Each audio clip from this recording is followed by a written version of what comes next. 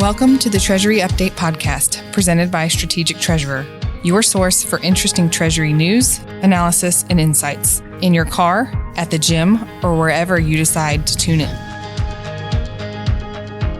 Expectations about how well organizations are doing in the defense of their assets are increasing among management teams. Large corporations, banks, and non-banking financial institutions are also rapidly increasing their expectations and requirements with their suppliers and vendors. I'm Jonathan, Media Production Specialist at Strategic Treasurer, and today I have Craig Jeffery here with me. Hey, welcome to the show, Craig. John, it is good to be here. I'm excited to talk about this topic, which is of great interest, some knowledge, and just some opinions. Yeah, today we're going to be discussing some of the general security landscape and implications for Treasury and finance. There's quite a few things we need to pay close attention to in this.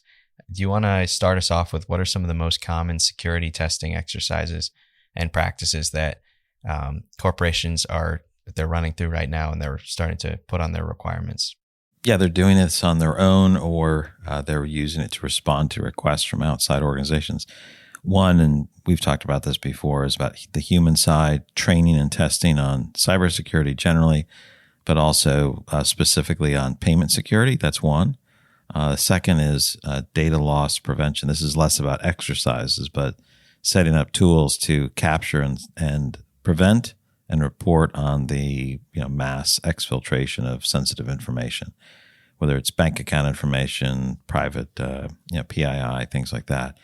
On the testing side, those would be things like vulnerability scanning, penetration testing, and monitoring and scoring, kind of the more resilient, continual activity. So vulnerability scanning, penetration testing tends to be over a period of time or an event, and monitoring and scoring is tracking assets over a time. Those are some of the most common areas that people look at. And you may come up with terms like red team and blue team, and some people categorize those as part of the penetration testing. Others are just see that as a overall security assessment practice.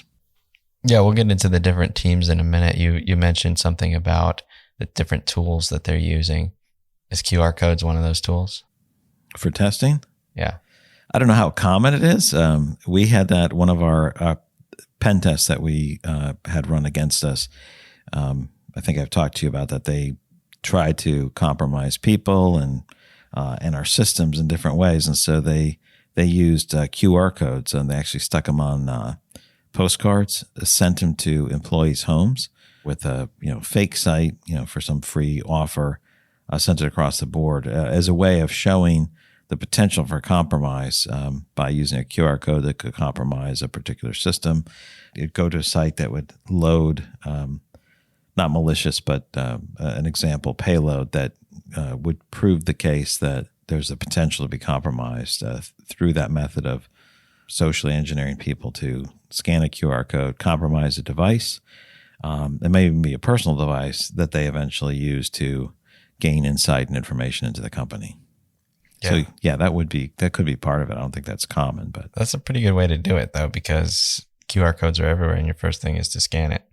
Not me, not anymore. You got to start teaching people to, you got to manually type in a website, and you got to know where that website is before you type it in. That just ruined me. The other thing I learned is if you had a really good pen test, you blocked like everything that they threw at you one year. You shouldn't just rub it into the pen testers about how they can't compromise you in any way, because they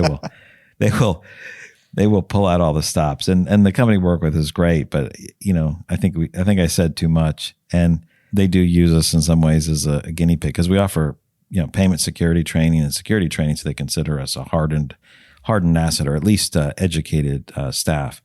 And so they create these scenarios and test them against us, and then use them against some of their other clients, which is, I guess, is an honor, but it's also less optimal, I guess, in some ways.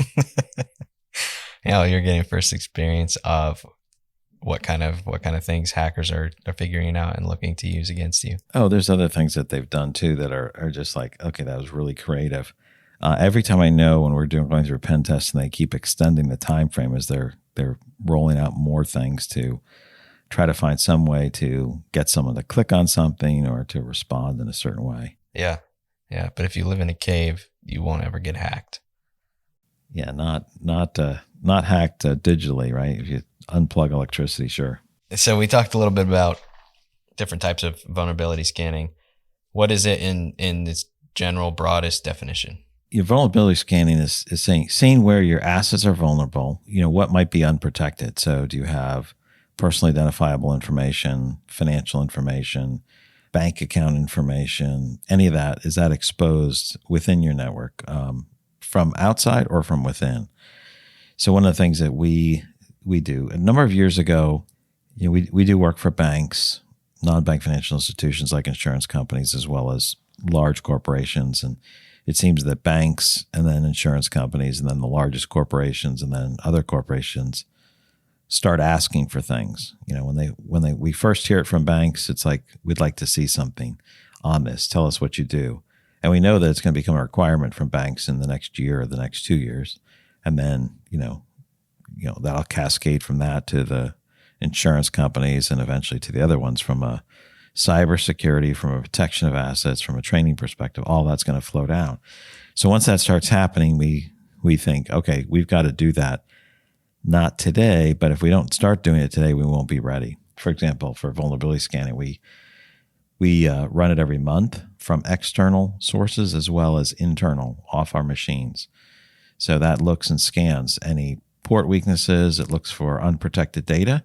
Everything's supposed to be secured, stored offsite, but it looks at machines to see if there's anything local, anything that's accessible that is some type of weakness, is something not patched, something not running. So this runs all the time. And I'll say when that's run in the beginning, it was always kind of interesting, because in the beginning it was like, okay, we have so much information, including, it pulls up a lot of false positives in the beginning too. So you have to mark those off.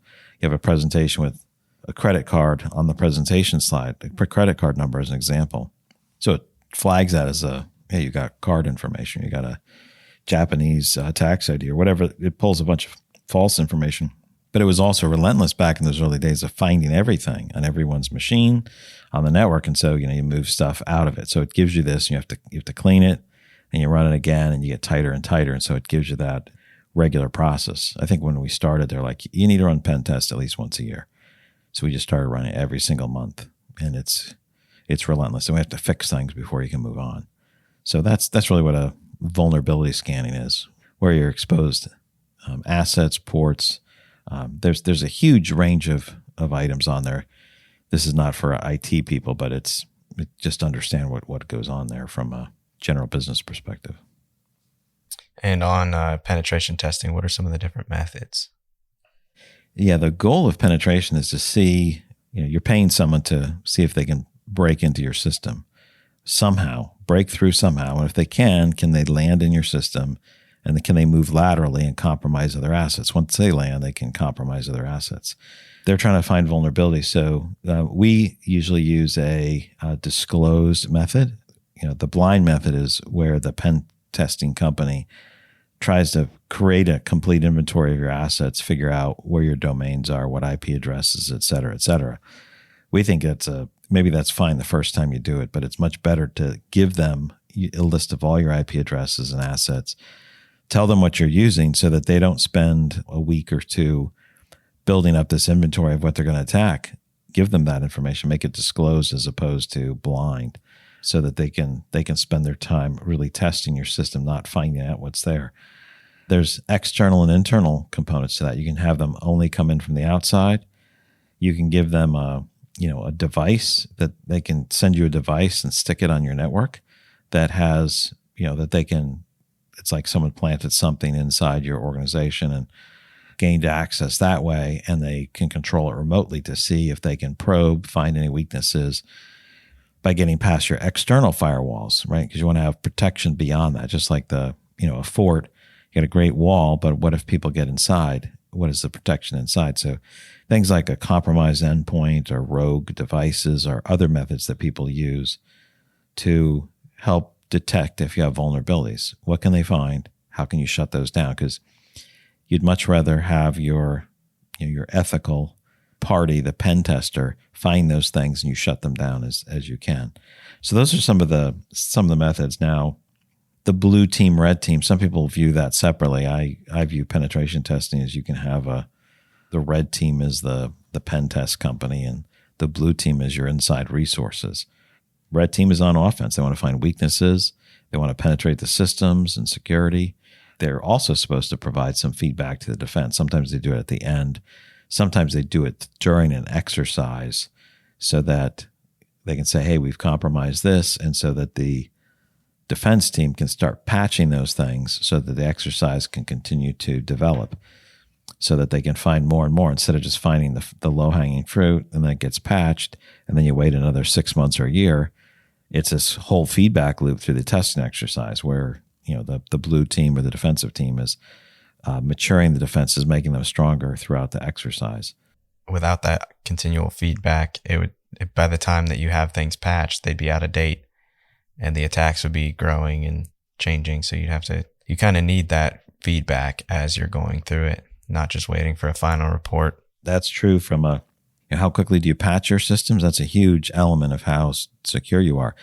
There's going to be vulnerabilities that come up. You have a patching cadence that's quick to fix those.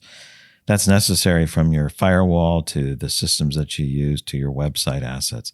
That's also true from a training perspective. You don't just say, I'm going to get my staff trained every 2 years or every year.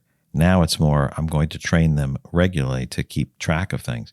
And not doing that is an issue. And just like in this example here is vulnerability and exploits come up. You have to patch them regularly. You have to test this on a regular basis. That kind of ties into the other area when we think about penetration testing. There's monitoring and scoring systems. We use a particular one that monitors all of our assets and also, any suppliers that we have as well as customers that can monitor from an external standpoint to show and look at the assets. So they do scans of the different assets you have available, the different domains. Are things being patched? Are they being hosted on different platforms that have had some type of compromise? Has there been any malware installed on any of the machines across the board? And I'll tell you, it is really helpful to see the broader ecosystem that you work in from a customer and a partner perspective to see what's happening. But it's also really, really effective because you can't hire pen test teams to start every 5 days and continue to run a test that runs for 2 or 3 months and just keep them starting every 2 weeks.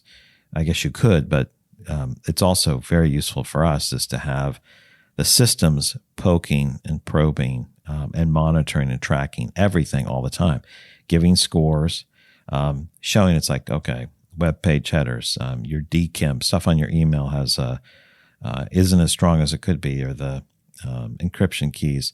You got some web assets that could be updated to 4,000 as opposed to 2,000, and this constant monitoring gives you scores. And that's helped us quite a bit because it's this constant area for our IT and security groups to patch, fix. Nothing sits there a long time because it's flagged, it gets reported, and that's also the working list of what needs to get fixed. So there's never any guesswork about what has to be done. There's just constant activity. So that's another area of penetration testing. There's a whole nother group of, like on your website assets, you can have security services run, check, make sure there's no changes, validate, check against different lists. But that's well beyond probably what we need to talk about today. Yeah. So a lot of this is about the red team that we've talked about, the social engineering, the QR code example at the beginning, the penetration testing, even getting into your emails and just reading your communications, phishing campaigns. One of the questions I have is, if you can outsource the red team, you probably should outsource the red team so that they can see your vulnerabilities more than you're going to see yourself. But for the blue team, should you outsource this?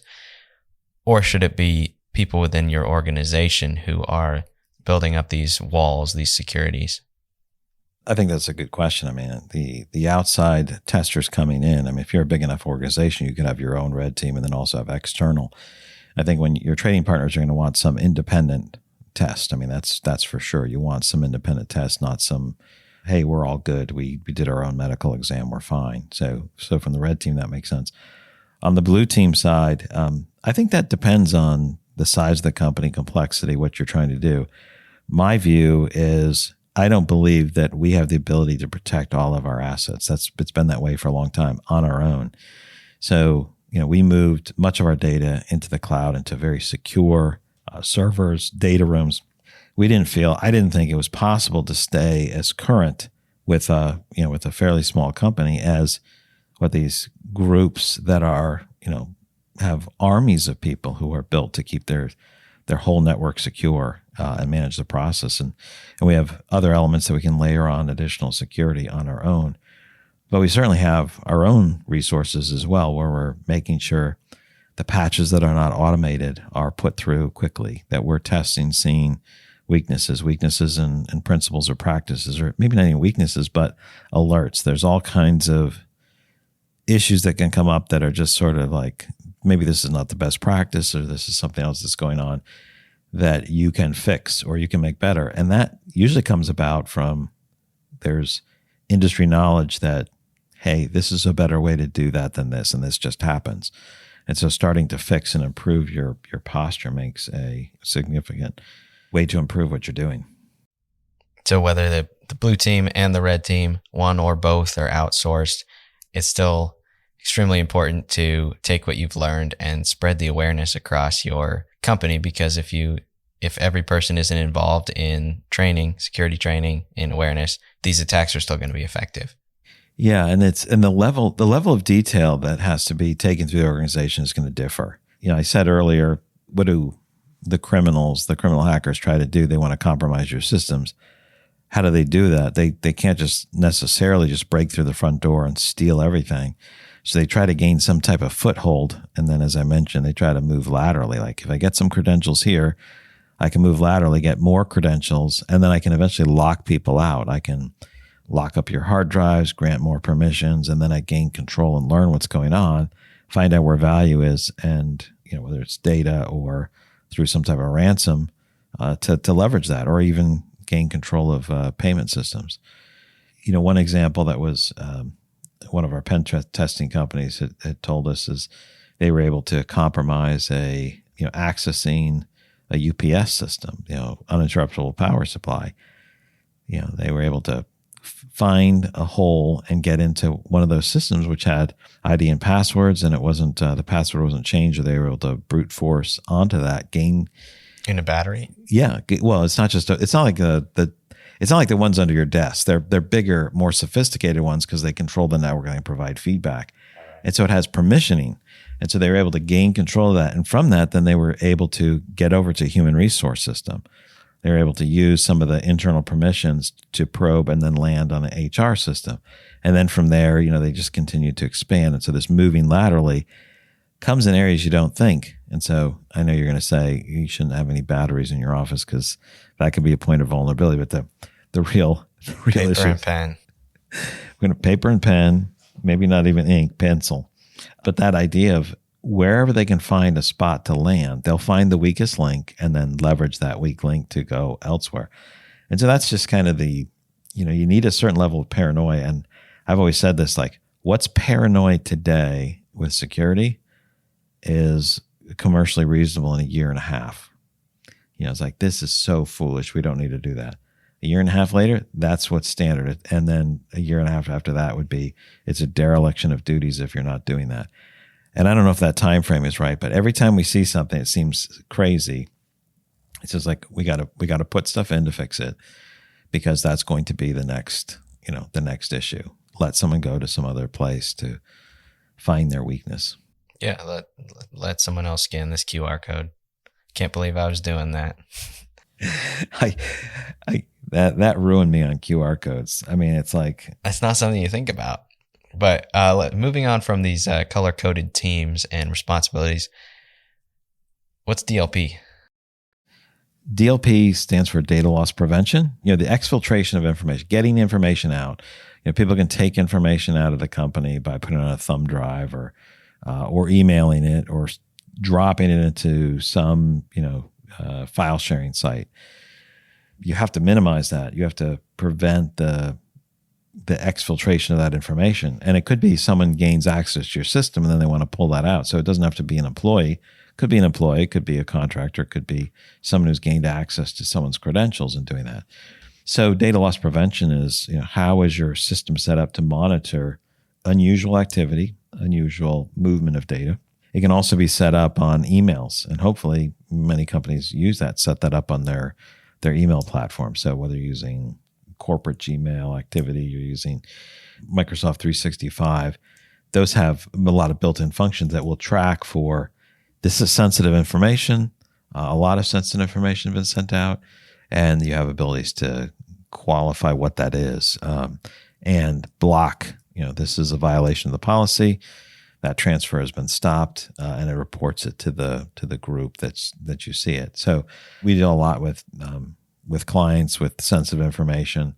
You can't just email that stuff around; it exposes it, and so you have to use either secure mail, use a file sharing site, or ways you can operate where the data doesn't get exposed to just regular traffic.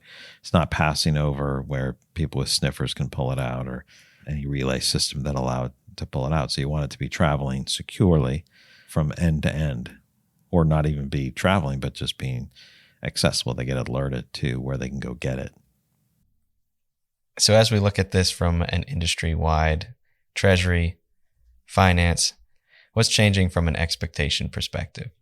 Well, you said something earlier, which is really what's changing. It's like you have to stay current on things. And so the speed, speed matters. That's one of the 12 security principles that we lay out in our book. We should probably put that in the footnotes that people can download the securities principles ebook that we have. But so speed matters. And so we went from, hey, you need training, general cybersecurity training, to specific payment security training. But you go from training to training and testing every other year, to training and testing on an ongoing basis. So maybe it's quarterly, maybe it's semi-annually. That's an element. Same thing with the expectations is that everything will be patched within a week or 2 weeks, not months. Your systems will be kept up to date. And the expectation too is that, I think, maybe this is a bit of a projection, but I certainly think the projection or the perspective is that you have to have this ongoing monitoring. You can't just do a pen test once a year, twice a year. You need to have that extra discipline where there's, smart adversaries trying to compromise your system. But the idea that you can have really, really smart systems probing, monitoring, tracking, and noticing differences over time, that is certainly a change from a perspective. It's like, hey, we need to monitor these things. Companies should be monitoring these things on their own, and monitoring their other partners to see if they're compromised, because you have a risk if you have trading partners who are compromised. Because if I'm trying to land and expand if I'm a criminal hacker, I want to land in your system, then expand and move laterally, gain more control. Why wouldn't they do that if I can compromise one of your suppliers and then I have access, maybe our systems are connected, I want to find a way to get into the big payoff by going through other trading partners or suppliers. So that has to be done. And I'll say that your question's a really good one from the expectations perspective, is that the different partners we have, we call them customers or clients, depending on the day and the mood. What are they expecting? They're expecting everyone to maintain a strong security posture. But what do you mean by expecting to maintain a strong security posture? We have a number of clients who we have to submit our stuff through portals that show what we do. Here's our results of our latest pen test. Here's answers to specific questions. And more of them will come, and we'll get emails that say you've got to go to the site and look at this new CVE or common vulnerabilities and exposures. It'll have a number. It'll say this system was compromised, or there was a violation of this, or tell us if your websites contain this type of information. So they'll share that information. You have to respond fairly quickly to that and give a response that shows you didn't have that exposure, or you're remediated that exposure, or you're addressing it with some other type of compensating controls.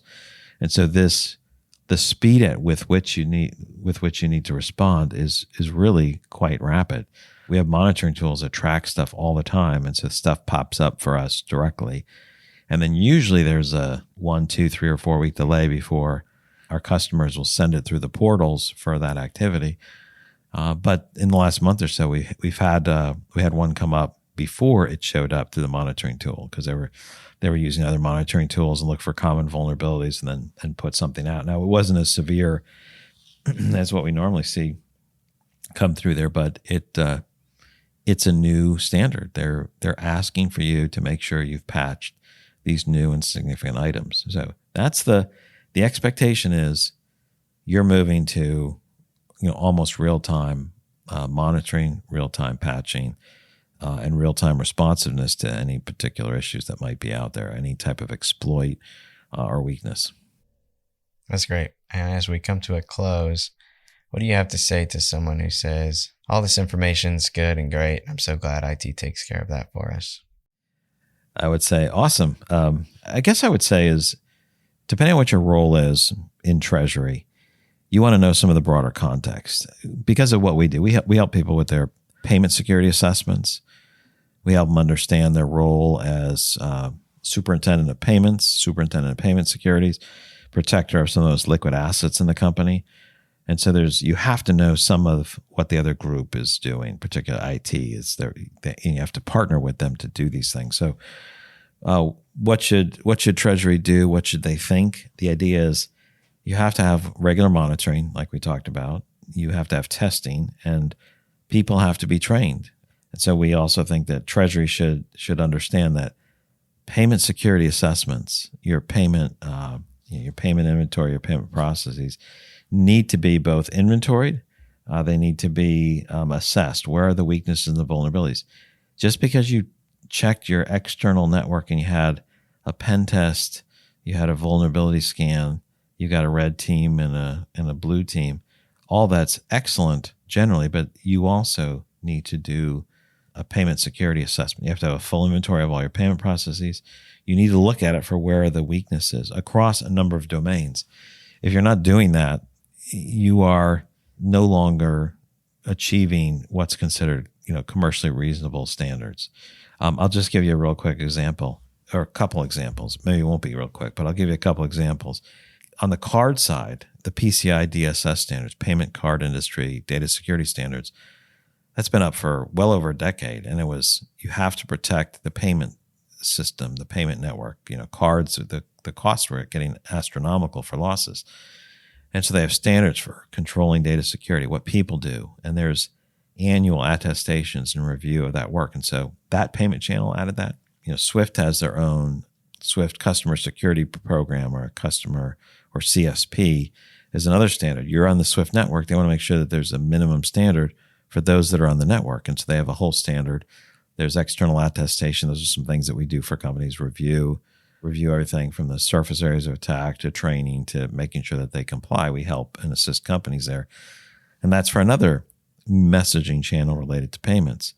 I fully expect that to happen to, in the US, the ACH network and other standards, that companies with a certain volume or a certain set of activity need to have an annual way of reviewing it to protect these payment networks and payment rails. I think that's inevitable.